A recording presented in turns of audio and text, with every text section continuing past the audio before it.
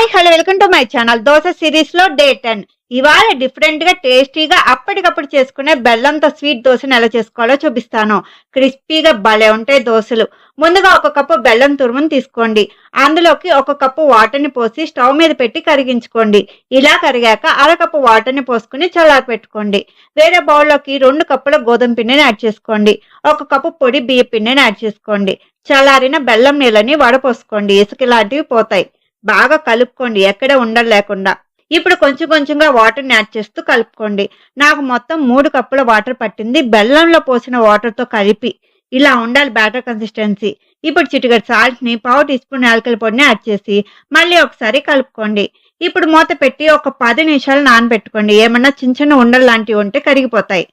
10 నిమిషాల తర్వాత లైట్ గా ప్యాన్ ని వేడి చేసి ఫ్లేమ్ ని లోలో పెట్టుకుని దోశ పిండిని యాడ్ చేసుకుని రౌండ్ గా పల్చగా స్ప్రెడ్ చేసుకోండి. కొంచెం ఆయిల్ ని సైడ్స్ లో సెంటర్ లో యాడ్ చేసుకోండి. ఫ్లేమ్ ని మీడియం లో పెట్టి ఎర్రగా క్రిస్పీగా అయ్యే వరకు ఫ్రై చేసుకోండి. ఇలా కలర్ చేంజ్ అయ్యాక తీసి సర్వ్ చేసుకోవడమే.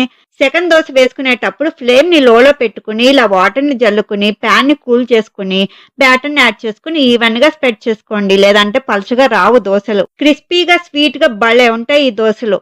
మరి మీరు కూడా ట్రై చేసి ఎలా వచ్చాయో నాకు కామెంట్స్ లో చెప్పండి. Thank you for watching.